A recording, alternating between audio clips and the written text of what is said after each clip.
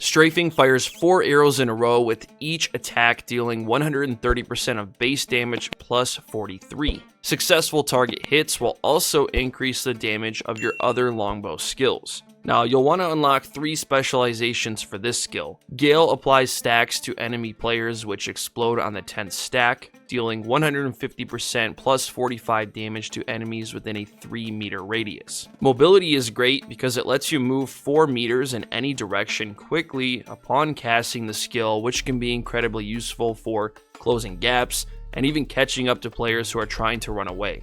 And lastly, consecutive use, which allows you to use strafing twice in one cast, doubling your damage output. Ensnaring Arrow releases an arrow that deals 130% of base damage and has an 80% chance to bind enemy players, eliminating their ability to move for 6 seconds. This is your main source for CC, and will most likely be the skill you use first whenever it's off cooldown. Decisive Bombardment is your hardest hitting skill on the build. This skill can be charged for extra damage, and if you successfully hit another player, your melee, ranged, and magic crit hit chance will increase up to 400 for 3 seconds. With Decisive Bombardment, you'll want to grab 3 specializations. Charging time increases Decisive Bombardment's damage by 33%. Damage increase adds an additional 25% damage to enemy players who are bound, and the actual Decisive Bombardment specialization is what gives you more control over your attack, allowing you to shoot the arrow in a designated direction. This skill is the perfect follow-up after you bind an enemy with Ensnaring Arrow. In most cases, if the player's health is low enough, you may be even able to kill them in one shot. Zephyr's Knock is a single damage longbow skill that deals damage equal to 520% of base damage plus 208. The damage increases by 7% per 1 meter distance from enemy players and consumes all strafing stacks to increase damage. This is the best skill obviously to use after strafing because strafing applies Gale stacks, and when you unlock the damage increase specialization for Zephyr's Knock, you'll consume those Gale stacks for additional damage. The next 2 skills are your utility skills. Healing Touch will help you self-sustain in fights when healers are not nearby, giving you small bursts of heals. You can also grab the additional Health Recovery specialization, which recovers health by an additional 100% of base damage, plus 10 per stack. This means the more damage you deal, the more health you can recover back over time. Nature's Blessing will replenish your HP and mana when you're in combat, and pairs nicely with Healing Touch to give you more heals over time. It also affects teammates nearby, which means your whole party can benefit from it, and it removes all weaken effects upon activation. Blitz resets the cooldown of your last used skill and is mainly used to reset Camouflage Cloak, so you can cloak yourself again if you need to reposition or set up another attack. You'll want to grab the cooldown specialization to decrease the cooldown by 15 seconds so you can reset your skills more often. Flash Arrow is your main AoE attack on the build. This skill sends an arrow in a designated direction that deals damage, and it also heals all allies within radius. It also lowers the hit chance of all enemies affected by the skill for a short amount of time if you grab the Blind specialization.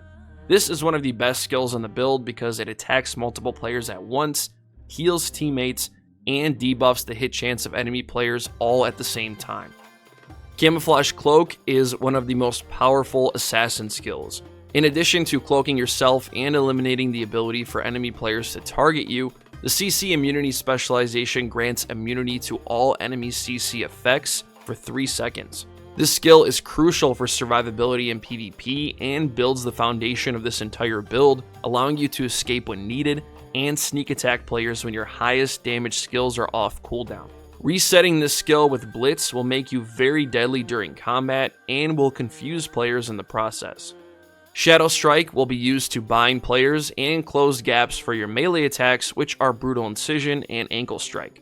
You'll use the Shadow Step specialization to allow you to teleport back to your casting location, as well as the skill distance increase so you can teleport to other players from a further distance. Brutal Incision strikes a target to deal damage and momentarily increases crit hit damage by 20%. It also increases crit hit chance by 600 if the enemy player's remaining health is at 50% or below, so this skill is best utilized when the enemy player has already lost about half of their HP. This will be a great follow-up skill to use after teleporting behind players with Shadow Strike. And lastly, Ankle Strike. This skill is incredible for PvP because right after teleporting with Shadow Strike, you'll apply prone to the enemy player, which will knock them down to the ground, leaving them vulnerable for a short period of time. Shadow Strike, Brutal Incision, and Ankle Strike are all a part of your Dagger finisher and should only be used when enemy players are low. If for whatever reason you can't kill them completely, you'll benefit greatly from the crit chance and crit damage buffs from Brutal Incision, which you can use towards your follow-up Longbow skills. The first passive skill in this build is Shadow Walker. This passive increases damage reduction by 14 and ranged and magic evasion by nearly 700 for 6 seconds whenever you teleport with Shadow Strike. Assassin's Instincts increases magic melee and ranged crit hit chance by 290. Wrathful Edge increases crit hit damage by 18%.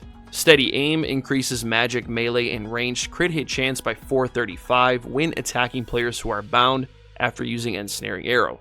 Sniper Sense increases magic melee and ranged crit hit chance by 24 and crit hit damage by 0.9% for every meter of distance away from an enemy player.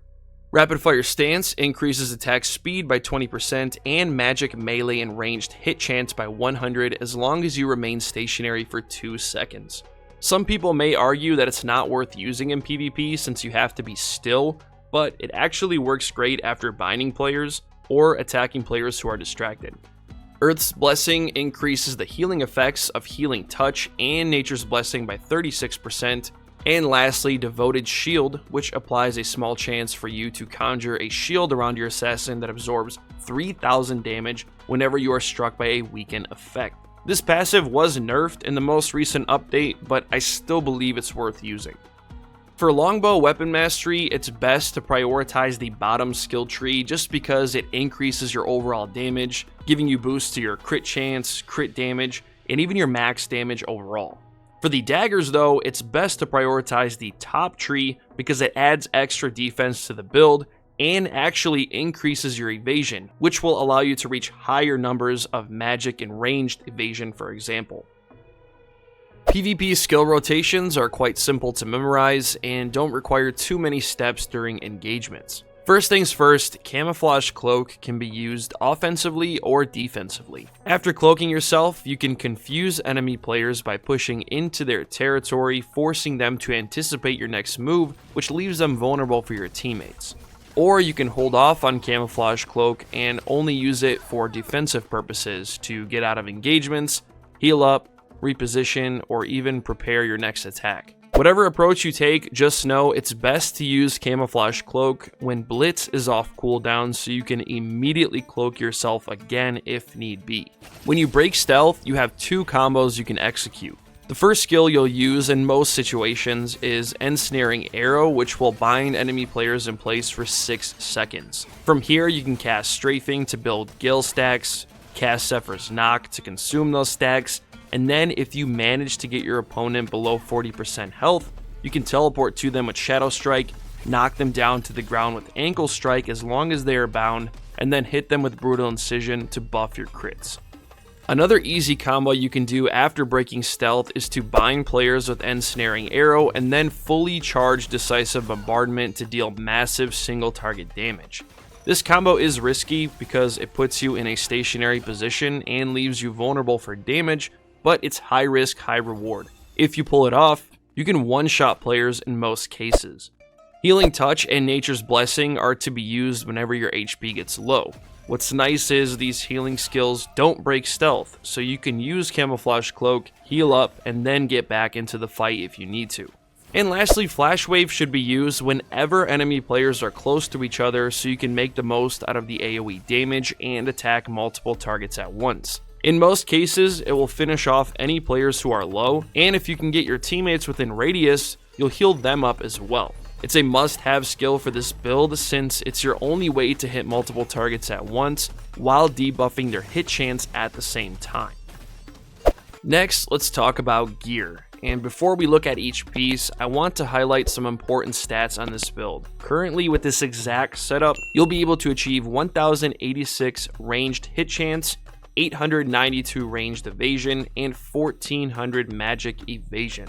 If you're new to PvP, I'm going to briefly explain why these stats are important. First off, hit chance. The higher your hit chance is, the more likely it is for you to land your hits on enemy players. Evasion is a counter to hit chance, which means if I have 1000 ranged hit chance and my opponent has 800 ranged evasion, they will not be able to counter my attacks, because my hit chance outweighs their evasion. Endurance is different than evasion because endurance decreases the likelihood for your opponent to land crits. Now, it's very hard to stack all types of evasion and endurance, so it's best to choose either evasion or endurance and then prioritize 2 out of the 3. For this build, you'll be focusing on ranged and magic evasion for protection. The 2 most important stats for PvP will be strength and perception. Reaching 50 strength will give you extra health, damage reduction, and heavy attack chance. Heavy attack chance is an amazing stat to have because it increases the likelihood of you dealing double damage with your attacks. So, technically, the higher your heavy attack chance is, you'll be able to deal double damage more often. 60 perception is a threshold you must hit so you can achieve as much hit chance as possible. It will add 220 extra hit chance to your build and provide extra range as well. The first weapon on this build is Karnix's Longbow. This bow can be obtained from the Death's Abyss level 50 dungeon. It comes with 11 strength, 174 crit hit chance, and a unique talent called Karnix's Eye, which increases your attack range and your teammates' attack range by 9%. For traits, you want hit chance, heavy attack chance, and crit hit chance. For daggers, you'll use Lexwiris's daggers, which can be obtained from the Cave of Destruction level 50 dungeon. These daggers come with crit hit chance, perception, and wisdom, as well as a unique talent called Gale Blade, which increases your base damage by 25 for 3 seconds every time you cast Shadow Strike. For traits, you want hit chance, heavy attack chance, and crit hit chance. For the helmet, we have the Heroic Hood of the Resistance. This helmet is best in slot because it adds extra hit chance and crit chance to your build. Best traits are max health, ranged evasion, and magic evasion. For the cloak, you'll be using the Ancient Tapestry Mantle. This cloak is amazing for this build because it adds additional ranged and magic evasion. Best traits to use are max health, skill damage resistance, and debuff duration. For the chest, the Heroic Tunic of the Resistance. This chest fits perfectly on this build because it adds hit chance and dexterity to the build. Best traits are max mana, ranged evasion, and magic evasion. For gloves, the Heroic Grips of the Resistance, which add extra hit chance and extra magic evasion. Best traits are magic evasion, ranged evasion, and max mana. For greaves, I have the Phantom Wolf Breeches. I love these greaves because they add damage reduction, magic evasion, and perception to the build. These were actually obtained from purchasing a lithograph from the auction house. It wasn't too expensive though. Best traits are magic evasion, ranged evasion, and debuff duration. For boots, we have the Swirling Essence Shoes, which can be obtained from the Cursed Wasteland level 50 dungeon. These boots add crit hit chance, perception, and stamina regen to the build. Best traits are magic evasion, movement speed, and magic endurance. For the necklace, I'm using the Clasp of the Conqueror because it adds strength and perception to the build. Best traits are max health, bind chance, and skill damage boost. For the bracelet, I'm using the Bracers of the Primal King, which can be obtained from the Cave of Destruction level 50 dungeon. This accessory adds bonus damage and 6 perception to your build to help you reach 60. For traits, max health, skill damage resistance, and debuff duration. The first ring I have is the Etched Alabaster Band, which actually dropped for me inside of Silius's Abyss dungeon. This ring adds extra attack speed and strength to the build. Best traits are max health, skill damage boost, and buff duration. The second ring is the Sapphire Dimensional Band, which was purchased from one of the vendors in Stoneguard Castle after obtaining a salvation token from doing the random level 50 dungeon queue. This ring increases attack range, perception, and wisdom. Best traits are max health, skill damage boost, and buff duration. And lastly, the Flame Route Bindings Belt. Best traits are max health, skill damage resistance, and debuff duration.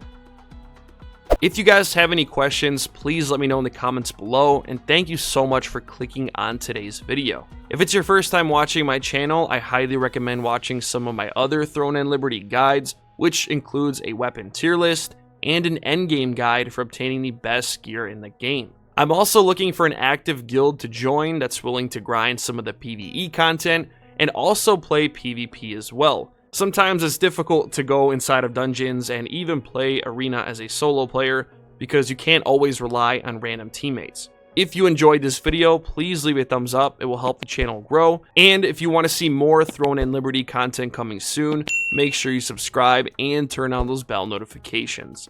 Thanks for watching, everyone.